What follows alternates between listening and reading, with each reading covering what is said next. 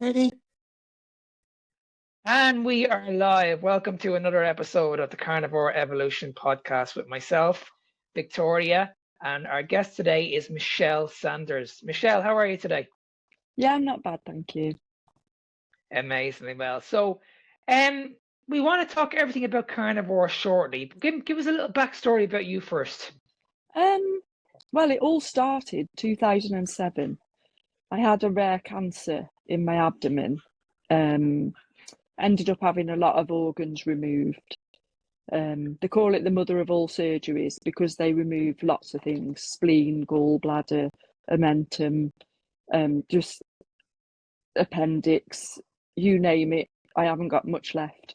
Left with masses of scar tissue, and they put hot chemo in there at the same time to wash it all out. That damaged the vagus nerve. So basically, they told me eat a low fibre diet, but that was it. And I didn't know anything about diet then. Ended up eating cake and chocolate mostly, as you do, easy to digest at the time. Piled on loads of weight, 6 stone. And then 6 years ago, I went keto. That helped a lot. It helped me lose the weight, but I still had all these digestive issues. Don't get me wrong, I still have slow motility. Nothing will ever change that because I've had too much damage done. But the bloating from the vegetables was just off the scale every time I ate them. So my husband as well, we both decided we'd try carnivore. The bloating instantly gone. Good. Yeah, it's been amazing, really. Like as I say, don't get me wrong, I'm gonna have slow motility forever. I've got sort of gastroparesis type motility. It's very, very slow because of all the work that was done. But I eat 1 meal a day. I get all my nutrition in that one meal because it's meat, it's nutrient dense, eggs, and that sustains me then until the next day. Oh, And tell me this much: were you always like? Were you one of those people that was going on these diets in the past? Like, did you always struggle with your health in the past? Like, when did it start? When did it start Until going I downhill had for you? cancer, I never had any issues. I was always thin. No, well, I say thin. Yeah, slim. Size 10 to 12 UK. But then cancer came and everything has been downhill since. It was very alien to me to be so big. I just couldn't get my head around it, how it happened. But obviously it did because I didn't know what to eat. And tell me this much: like, what were you eating in the past compared to what you were eating now? We'll talk about your diet shortly, but like you were saying, you were on a lot. You were eating chocolate and Yeah. When you got how long did you get the surgery? 2007, I had the surgery. 2007, and Yeah. then they were what were they telling you to eat after that then? In 2009, I had another surgery because I had a blockage. And that's when they told me, don't eat any fibre. Because I've got adhesions, the intestines are very narrow because of the scars. That means if the stool gets bulked by vegetables, fibre, it won't pass through, and I can end up in hospital again. So basically, they just said, don't eat fibre, and just left me. Like, didn't say, this is what you need to eat instead. That's terribly supportive. Oh. Yeah. I didn't really have support with much, to be honest. Being a rare cancer, they didn't know. like I've met doctors over the years, and I've had to tell them what the cancer was because they've never heard of it. It was apparently 1 in a million. Wow. Wow. Wow. It's crazy, Yeah. isn't it? Because it's absolutely crazy because we hear this all the time with people that are going through these issues, breast cancer, cancer in general, and it's like, are these people really getting the support that they really, really need? Because I've heard some horrendous horror stories in the last couple of years. And I also had family members that went through this as well a couple of years ago, and I seen what it can do to people. Yeah. And it's Oh, it's just devastating. oh It my really God, is. like the Well, radiotherapy and the chemotherapy, and it's like I've and seen what this does to people. it's lifelong after. Yeah. Like people will say to me, "Well, you haven't got cancer anymore." No, I haven't. But I also have got lots of body parts missing, and I'm in Exactly. pain every day. Yeah. You know. Exactly. Yeah, and they'll give you this attitude, oh, you should be grateful. You should Yeah. be grateful that you Oh shouldn't have yeah, any I've had cancer. that a lot. Yeah. It's unbelievable. I've heard those Yeah. stories myself. Did you have symptoms when you had the cancer? The only symptom I had was within 6 weeks, I looked 9 months pregnant. Oh dear. My abdomen filled up. They call it mucin. Which, yeah, is It just filled up. with fluid. It's more than fluid. It's like a mucus. It looked like baked beans. Yeah, you were clogged up, really. Yeah. They showed me pictures of what they took out during the surgery, and it just looked like baked beans in the dish they showed me. Yeah. Were But you actually apparently that couldn't. were you actually absorbing the food, Michelle, or were you getting rid of it? Were you getting rid of it regularly? I just couldn't. When I had the cancer, I couldn't eat because of all the mucus putting pressure. So Oh dear. that was it. It's a mix of things, you know. At the time, the mucus was filling my abdomen, so I couldn't eat properly then. Then after the surgery, all the scar tissue meant I couldn't eat properly because of the strictures on the Intestines. sorry, I forget words sometimes. On the intestines, so that it just makes it hard. When you think normally your intestines are roaming free in there, they're happy to just slosh about. Mine can't do that anymore. They're stuck solid with all these bands of scar tissue. And do you feel with the way you're eating now has it alleviated that problem, or do you still have that issue at the moment? I'm always going to have the issue, but it has it eased a little bit. Is it manageable? It's more manageable. Yeah. Yeah. It means what it means to me is I can eat 1 meal a day. Yeah. And get all my nutrition.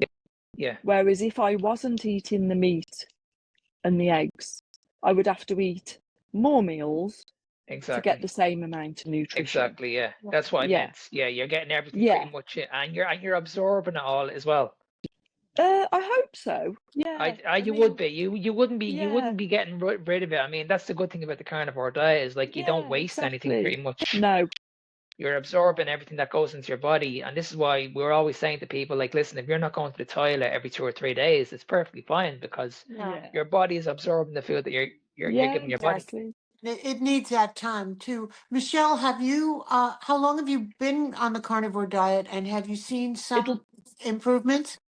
It'll be 2 years in January. Amazing. Long time. Like I've seen improvement in the fact that I don't get bloated anymore at all. Never bloated. It's hard to say.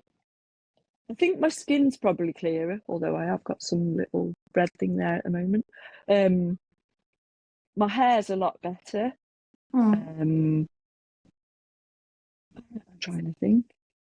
Because I use tallow face balm and things like that, so I'm trying to eliminate everything else as much as possible, because I want to give myself a fighting chance. Mm.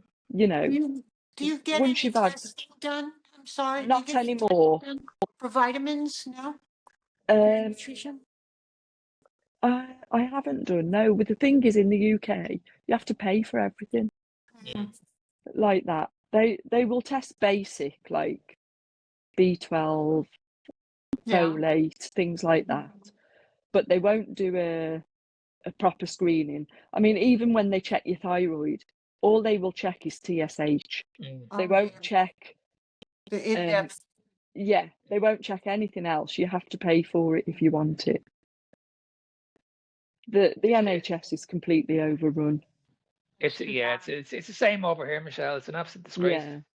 It really is. I mean, they bring you in, they test you for these things, but they're not testing you on the things that matter. Your blood sugar, your triglycerides. They're not telling you anything about this. They're just saying, like, listen, okay, this is your problem. This is what you need to do. You have to go in this direction. I'm like, it's just crazy. Like, They will check your cholesterol. That's what I'm saying. They'll look at your blood work, and the first thing they'll say to you is, "Oh my God, your cholesterol's too high." You should be They told me, and I said, "Thank you. I want it high." I want it even higher. Yeah. So tell me this. My brain. So when you came into Carnivore, did you have to research this yourself? Did you go on social media? How did you hear about it? Basic research. I admin in one of the biggest Facebook groups for keto, and a few of the other admins already did carnivore. So I started asking them questions to start with. And then I found people like the steak and butter gal, and started following people on Instagram and just getting ideas, really. And then you came into carnivore diet. And was it a quick transition? Did you go straight? Did you go straight into it, or just straight away? Did you notice any side effects? Was it hard? Just a straight transition. Perfectly easy. When I went keto, I'm not kidding, I couldn't get out of bed for 3 or 4 days. Wow. Yeah. The sugar detox. Yeah. Yeah. It was immense. Honestly, I thought there was something wrong with me. I didn't realise it was due to the detoxing off sugar. Yeah. It was quite brutal, really. People. Yeah. People said, "I couldn't do it. It made me ill." Yeah, and that's the reason why, because I remember when I came off sugar, oh my God, I was getting headaches for days. I was getting all these withdrawal symptoms. Yeah. People don't think you can get addicted to sugar. No. Yes. But we're proof that you can. Either. No. Because if you go back, you get terrible symptoms. I have transgressed and I get muscle cramps. Terrible muscle cramps. Both my feet clench and I can't walk, can't move my legs. It's terrible. And hypoglycemia, the shakes, actual shakes. And I need to just rest and calm down. It's terrible. I won't even touch sweeteners. No, I'm the same. Like when the minute I introduced carbohydrates and sugars in the past, like I didn't realize how powerful this stuff was. No. Hadn't got a clue, because I was so used to it, and I was eating on a regular basis. My body was accustomed to that food. But when I took it out, and I gave myself a good detox for about 8 or 9 months, and then I reintroduced them back in, I was like, oh my God, I can really feel this now. Yeah. I was one of these people who always wanted to go to sleep about 3 o'clock in the afternoon after eating my lunch. It was because carbohydrates just do that to you, don't they? Yes, they do. So what's the family been saying? Are they on board? Are they against it? What's going on there? Yeah, no, they're all on board. One of my daughters does her best, but she struggles with food a lot. So she does her best to eat only meat if she can as well, because it's the only way she feels stable. She's been diagnosed with ADHD, so okay, and she's 36. Okay. But she notices if she does start eating what we call rubbish, Yeah. she feels a lot worse. Yeah. Yes. It really exasperates her symptoms. It's crazy, isn't it? It's crazy how a food Yeah. does so much damage, isn't it? It is. It It's is. so toxic. It is. Toxic. Like it's Yeah. it's unbelievable how so many illnesses are going on in the world at the moment, and we're not saying that we're doctors and we're not saying we're experts, but I mean it has to start from somewhere. It has to. Yeah. They are actually coming up with it now that they're realising it is processed food. Mm. There was something on this morning the other day and they were talking about it, saying they've realised. You only need to look at what's happened in the last 50 years, Michelle. In the last 50 years, our food system has changed. Like people say to me all the time, like in the 1970s, that we didn't have the obesity rates that we had in the 1970s. But you look at what happened from the 1970s to now. Yeah. That's when our food system changed. Yeah. My mum used to cook me chips in lard or dripping, and you know, it was all, there was none of the seed oils or anything then. No. Well, there might have been, but it wasn't widely used. As refined, Because this is way we've normalized things now. Like I watched a documentary over in your country there, but I think it was about 2 months ago. You know Joe Wicks, don't you? Yeah. He done a documentary on the protein bar. Did you see that? Yes. He put unbelievable. He put all those chemicals. Yeah. And he put everything into it, and people still bought it. Yes. Yeah. And people he still went all to the limits, didn't he? He made it. He made 1,000 bars. He put every single toxic chemical into that bar. He made it taste really, really good. And he said, "Right, I'm going to put this on the market." He was actually worried he could actually kill someone, but he said, "Right, I'm just going to try. I'm going to do this." Yeah. And that was 2 months ago, and we haven't heard anything. And we haven't heard anything back. He was on Good Morning Britain, and he was about to let one of the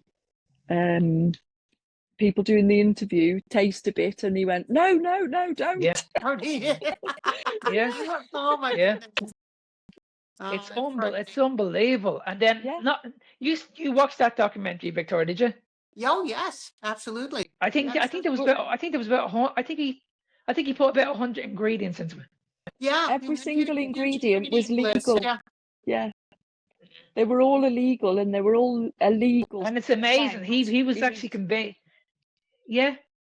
It was like he went to the top experts and said, "Listen, is it okay if I put this on the shelves?" And all the experts were saying, "Listen, it's absolutely fine. Absolutely fine." Even the government were saying, "Yeah, it's absolutely fine. Go ahead and do it." Nobody turned around and said, "Oh my God!" And that's what we're up against. Well, we're up against this system that they just don't give a shit. No, and they're so used to feeling badly. They just feel terrible all the time. And it's the norm. Like you said, it's normalized to feel awful and to need a nap by 3 p.m. Yeah. I mean, and it makes me so. Sorry, Michelle. Go ahead. No, go ahead. My sister tells me she can't eat bread and this, that, and the other. It makes her tired. It makes her bloated. But she won't do anything about it because she says she can't live without it. Oh, for heaven's sakes. Yeah. There's addiction. There's addiction there. Oh, yeah. So but they won't believe that it's addiction. No, they don't. Because they don't believe they can be addicted to food. Yeah. Yes. Oh, yeah. Just frightening. Yeah. People tell me, you've just got willpower. Mm-hmm. Yeah. And see, that's when I just start giving up on these people. I'm like, listen, I'm not having this conversation with you because if you're not going to listen to me, you have to, because it'll drive you mad. It's just going to drive you mad. And I hear it all the time. People ask me all the time, like, listen, how do you look so good? How do you look so young? And I'm like, you're not going to believe me if I tell you. I know you're not going to believe me. And they're like, try me. Yeah. What are you doing? And I'll say to them, okay, well, I haven't eaten any carbohydrates in like 5 years, like no fruits, no vegetables. And they're looking at me and they're like, are you serious? Where'd you get your vitamins? Yeah. Yes. Yeah. And these people are telling me all the time, because they're younger than me. They're always telling me in the changing rooms, and because they know what I Well, do, yeah, and they're always asking me for tips, like, okay, have you got any tips for arthritis? Have you any tips for depression? Have you any tips for recovery after my workouts? And I'm like, see what you have in your hand yeah, there, that energy drink, put it in the bin. yeah. Put it in the bin. The tips for all of those things is the same thing. It all boils down to what you're eating. It is. It's just, and when you look at the standard diet from the average person, I would say a lot of people when they get older, their requirement of protein goes down. Yeah. They're not eating enough protein. They're eating a lot of No. carbohydrates, a lot of vegetables because they're pushing this direction. You know what I mean? They're pushing this direction. They're saying like, okay, listen, we should be all going vegan. Vegetables are healthy for you, and that's where people are going. And at the moment, they're actually prioritizing vegetables over protein. Yeah.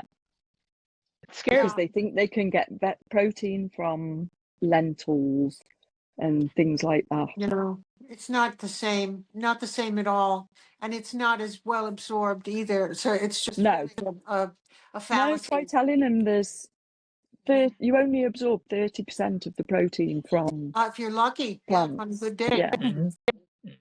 Yeah, and you have to And look yeah, at if you have to look at the protein content as well. If you're looking at about 100 grams of steak and you want to get the same protein content from eating vegetables, you would have to eat a lot of vegetables. A hell of a lot. To get it, to get that all I dread to think how much pain I would be in. Oh my God. And that's the thing, Michelle, as well. Like, if someone says to me all the time, like, okay, I'm eating these vegetables, but I'm walking around bloated, is this normal? Am I breaking wind? Is this normal? And I'm like, no, it's not normal.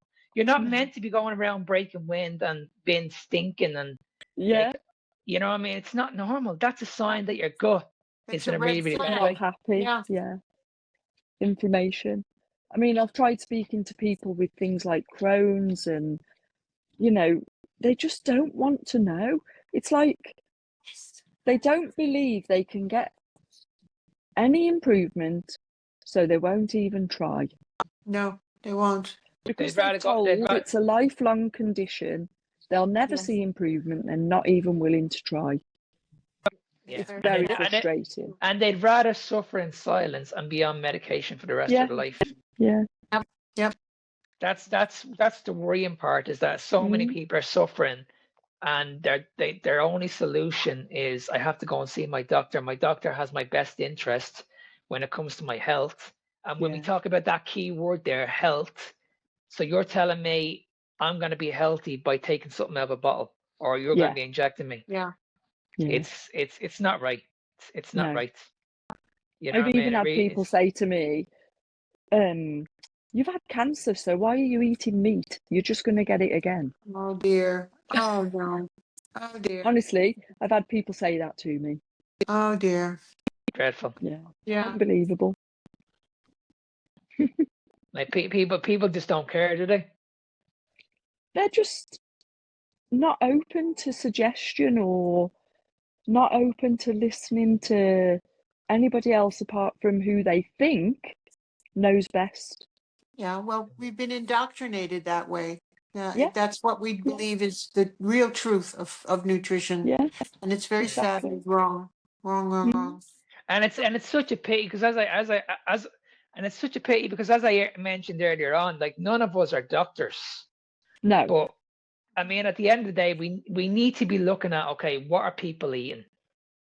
What are people eating at the moment? You can't just keep on telling me that it has nothing to do with the food. You can't keep on telling me that people just need to be on a low-calorie diet and forget about the food that you're eating, and you can eat this food in moderation. Because this is what we're listening to for the last 100 years. Yeah, exactly. And you look at what's been going on. It's not working. It's exactly. not working. It's not working. You look at all the diseases at the moment. Every single one of them are on the rise. Every one of them. Yeah. You know what I mean? Every single one. And it's like, okay, and nobody's questioning this. Nobody's questioning this at all. And when you look as well. Absolutely. I was only saying this to someone today. It's getting younger and younger. Yeah. We spoke the to people someone, getting cancer are so young. I mean, I was only 37 when I had cancer. Oh my goodness, that's so young. Mm. Oh dear. And we spoke to someone. I don't know if you saw the Hal Cranmer podcast that we did a few days ago. He was saying he owns nursing homes in his country, and he was saying that he's getting people as young as 40 years of age Yeah. walking through the door with dementia. Yeah, Yeah. 40 years of age. Yeah. It's with Alzheimer's. Like, it's unbelievable. Yeah. And when you look at Alzheimer's, and dementia, now, they're now calling it type 3 diabetes. Pre-diabetes. Yeah. That's what they're calling it at the I moment. follow him on is. X. I followed And him for a couple of years. It's metabolic. Yeah. Amazing guy. Yeah. Yeah.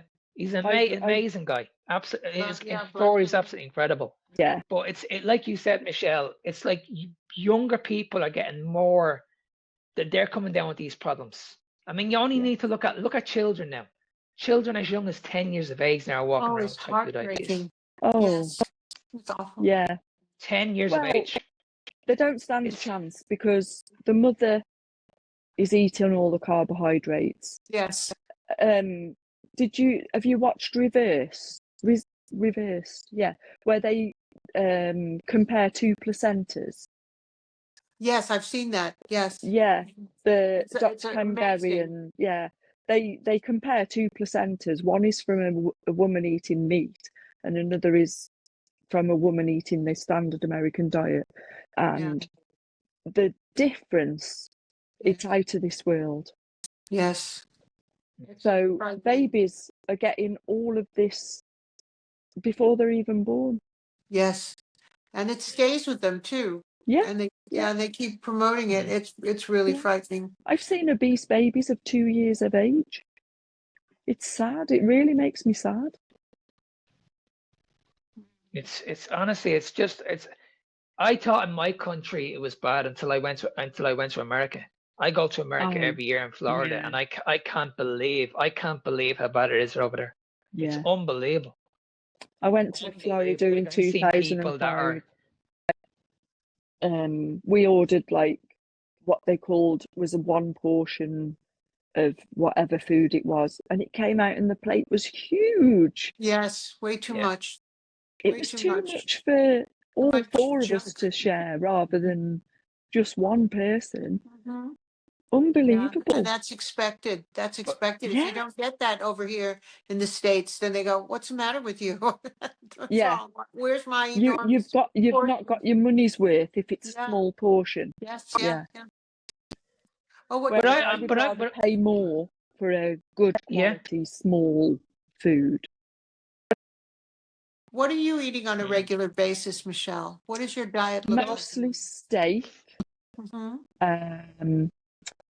Every few days I will have lamb, Oh, and I eat a lot of what they call chuck, and Yes. I pressure cook it and make it Mhm. and string it up, Oh, lovely. It Um, gets so tender. reduce the pressure cooker. gravy down it with some Mhm. butter, and it's just put Yeah, I some do fried that eggs on too. top of it. Mhm.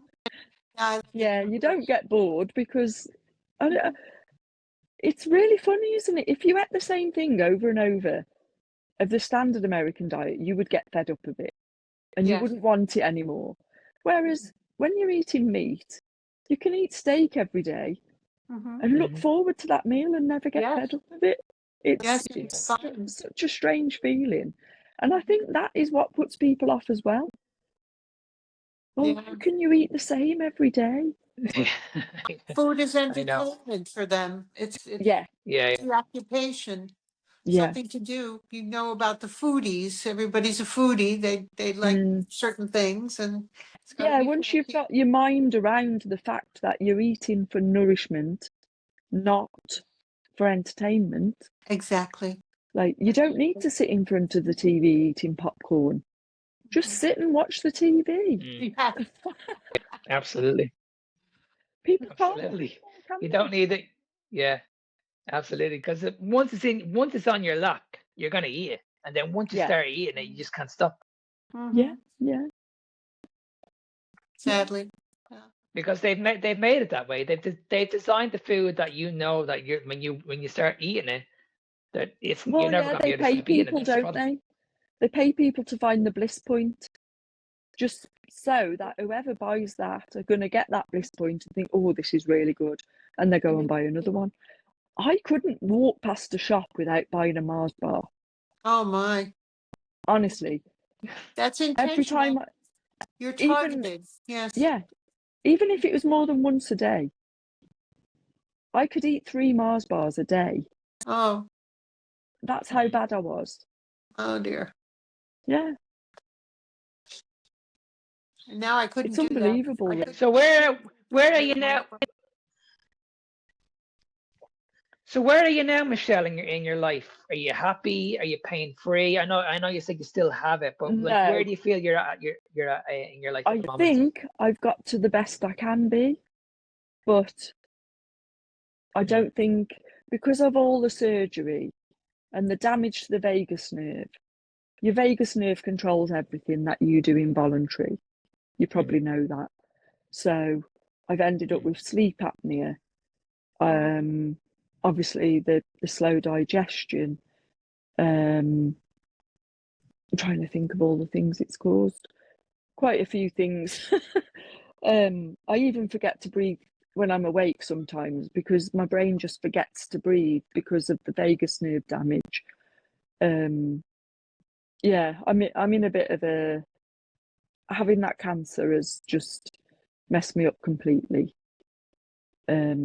So I'm just trying to do the best I can. But do you feel eating this way pretty much for the rest of your life? Oh yeah, is what you I need will to eat do, this. and eventually it will. Because the way I see it is, you've gone through an awful lot of damage with the surgery, with the food. Your body's going to take a long time to heal, but it's definitely going in the right direction. Yeah, well, I hope it does, but I mean, I've just got to keep the hope. The damage will never repair because it's not the kind of damage that can be repaired. Yeah, because it's actually physically been done. Yeah. I mean, if you want to go and Google what adhesions look like, and I'm absolutely full of them because of the amount of organs I've had removed. And they even took the peritoneum lining away. Really? Yeah. My belly button, the greater and lesser omentum, spleen, gallbladder, ovaries, womb, cervix, appendix, some bowel. Can I ask you a question, Michelle? Are you angry about it? I do get angry sometimes. I think, why me? No, but are you angry that they didn't do it right? They just said, "Listen, come in. I'm going to cut this out. There's no other option here." I don't think they know any difference. Yeah, I really don't know. The person who invented the surgery I had, he is an American, Dr. Sugarbaker. That name is familiar. Yeah. So he invented this surgery. I'm not sure if it's been in the UK that long, but it started in America. So they call it HIPEC, cytoreductive surgery with HIPEC. So the surgery removes the organs, and then the HIPEC is the heated intraperitoneal chemotherapy. So they heat it up really hot, put it inside after they've took all the organs out, swish it around for 90 minutes, and then drain it back out. Oh my goodness. Wow. So, that's horrible. Yeah. Oh God. So you can think this really hot chemo inside, what is it doing to the organs? Oh dear.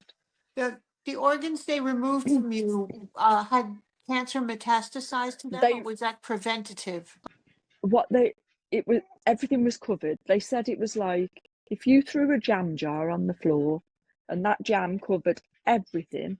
That's what my insides were like. Oh my gosh. They couldn't scrape it off. So they would be there for, the surgery was already over 6 hours. Wow. So they would have been there a long time trying to scrape it. They scraped the liver because obviously they needed to leave that. Eat your liver, yeah. They scraped the diaphragm. Oh. Yeah, and they just took everything else out and washed this chemo in to get rid of any microscopic bits that were left. Wow. Because even if they left a tiny pinprick, it would have just spread again. Yeah. Crazy. Wow. Yeah, it's just the stories are horrific. They really are horrific. Yeah, I mean, if you do have 5 minutes, just go and have a look up Pseudomyxoma Peritonei, and you honestly you would be astonished. Yeah, no. Honestly, I've heard a few stories, and I'm just, honestly, I just can't understand why people don't question why I need to get this done. I just don't understand it. I didn't know any better at the time. I just went along with everything they said. I wanted this cancer out of me, you know, whether it took surgery or chemo or whatever. I would have done it at that time because that's what I thought I needed to do. Well, it certainly is an enormous measure to save your life. Absolutely. Yeah, I've never seen anything like it. They call it the mother of all surgeries. Wow, for good reason. That's Yeah. pretty frightening. And Yeah. how long did it take for you to recover from that, where you could be relatively normal? It's all right, my grandkids are here, so the dogs go mad every time they move. I was in intensive care for 3 or 4 days. Then I was in hospital for 2 weeks. It took about 3 months to get sort of being able to walk to the end of the path. You know, they cut me from breastbone to pubic bone. Oh my. So, you know, it's an absolute huge surgery. I wouldn't wish it on anybody. Oh my goodness. But it's good. It's good to see that you've taken Trying to matters do into your something, yeah. yeah, you've taken matters into your own hands, and you're doing more research. And I think that's the most important thing, is that you'll be very surprised at what you can actually do if you go out there and just look for the research. Because I'll never stop researching. yeah, because at the end of the day, nobody should be going through pain. I'm not saying surgery will never work. Of course, if you break your arm or break your leg or anything like that, you're going to need surgery. But I just think if you're in a situation where you're able to control that situation, I think you should jump on it. I really do. Yeah. You should be in control of it. Researching, and my husband's quite passionate in researching things like that as well. So yeah, it was his idea in the first place to cut out the carbs. Oh, interesting. Yeah. So he was the one that put me. He just said, try cutting out carbs and see what happens. Because he noticed every time I ate some, I blew up like a balloon, and it was literally like blowing up a balloon. It was amazing, really. Yeah, because you were prone to those carbohydrates because of what you went through. You were going to literally, it was going to have a huge effect on you, big time. Yeah, because people say to me, why can't you eat vegetables? I say, well, I can't digest them. Exactly. Simple as that.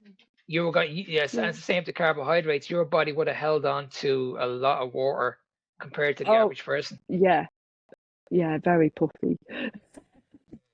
Your husband must have encountered the research done in the 1920s, where I forget the doctor's name, where he equated sugar and cancer growth.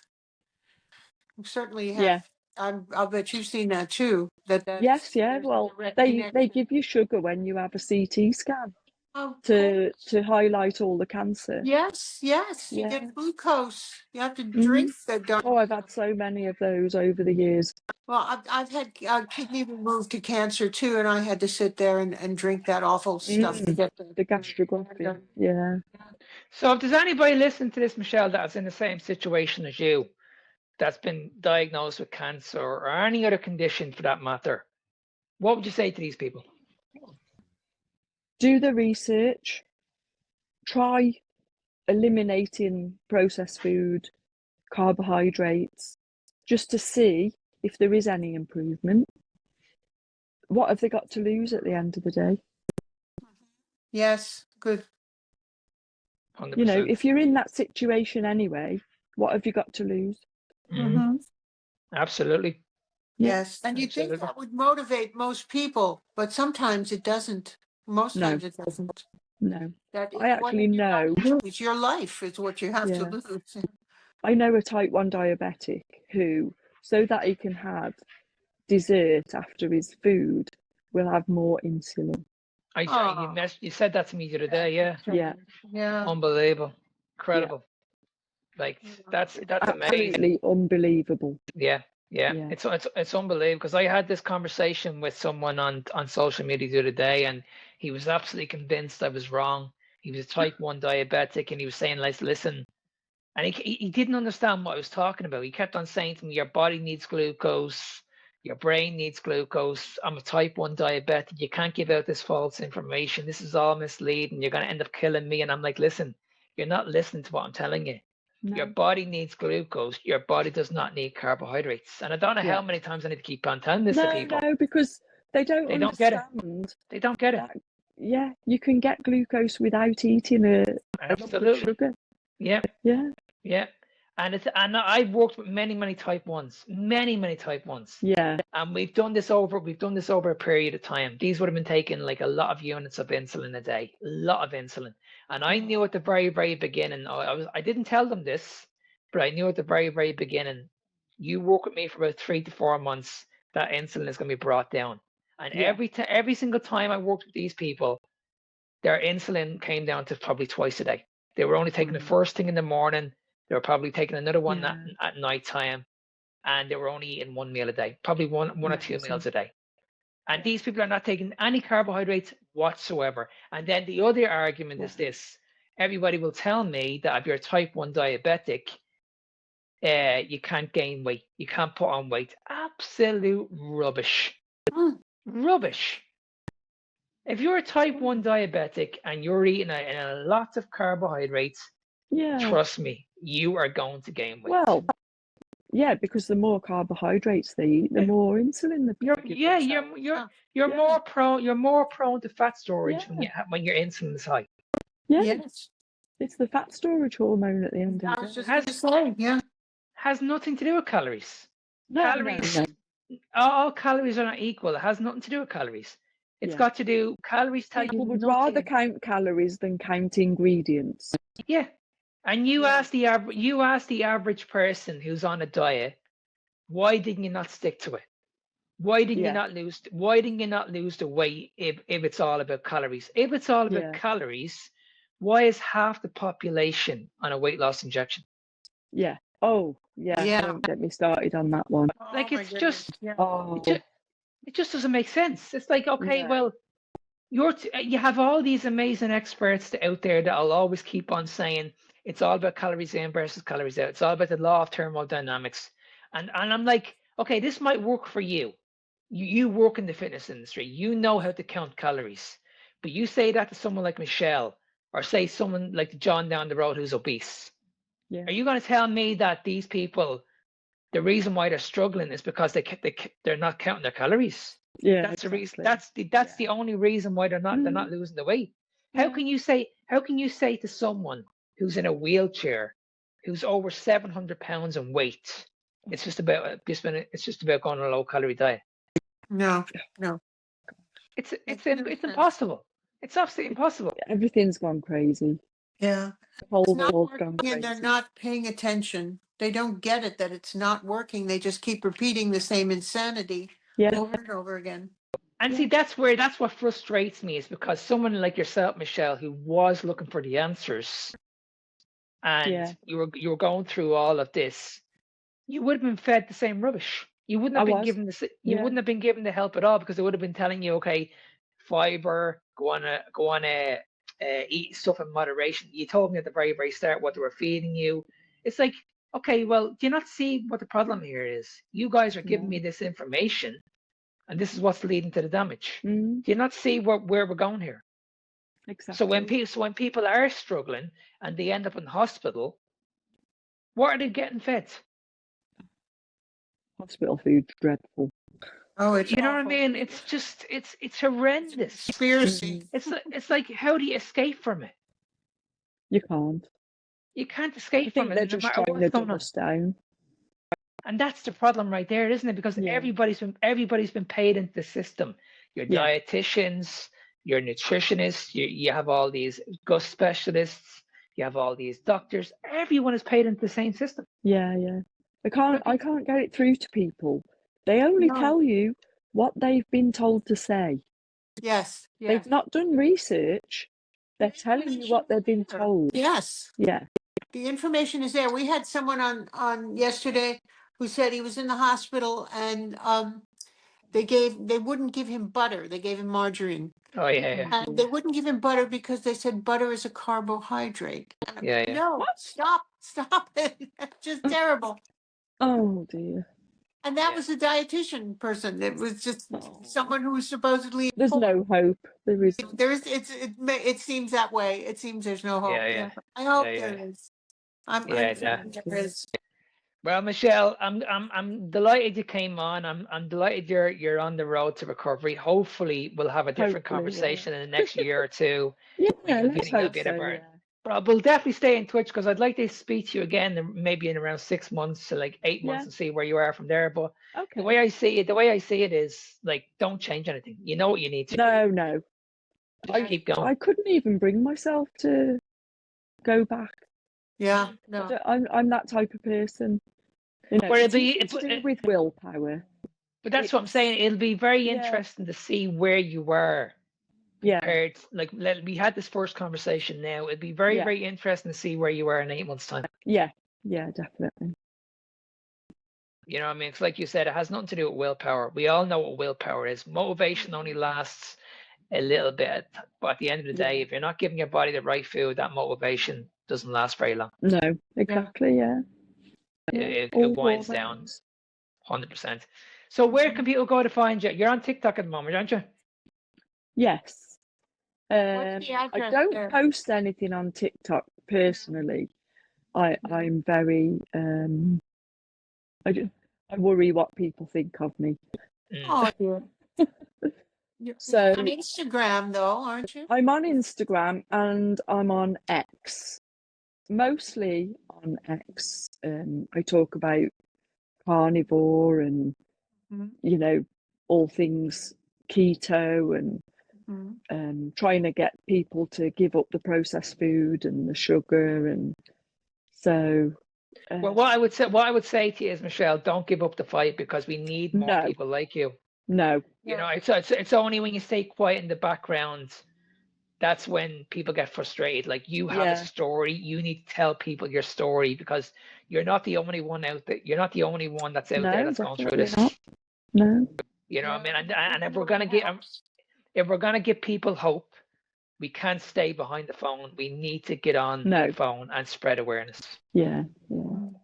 I mean, I've had a lot of backlash over the years on X about it, but I've got thick skin. I'll just keep telling the same Girl. story. Good for you. TikTok is horrible, isn't it? Oh, it can be. Yeah. It's Oh yeah, very- it's not. And TikTok is absolutely nasty. It really is. Yeah, Like, there's some really.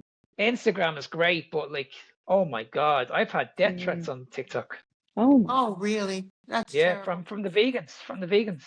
Oh, they're nuts. They're Yeah. nuts. Yeah, it's mostly vegans I get the backlash from on X. Yeah. And I'm like, oh my God, like, and I have to block these people because I'm like, you know what? There's no point in even having this conversation with these people. They're not going to get it. And you know what really frustrates me is that these people are convinced that you're going to have like a message, go back and forth messaging people. I don't have the time to message people. I would rather someone, if they want to have a debate with me, come on this with me and just have a debate with me face to face. Yeah, they never will. Never will. They never. And I always send the invite out. Always. I'm like, okay, listen, you're not getting any more messages off me. If you want to debate this, let's do this in front of a live audience. Exactly. And let's see what the audience thinks. Yeah, it's the best way. You know what I mean? I'm not going down that route. But anyway, Michelle, it's been an absolute pleasure. As I said, I wish you all the best in the world. Thank you. Yes. And we'll definitely stay in touch with you in the next couple of months. Okay, thank you. Yeah, speak All to the you soon. best now. Bye. Bye now.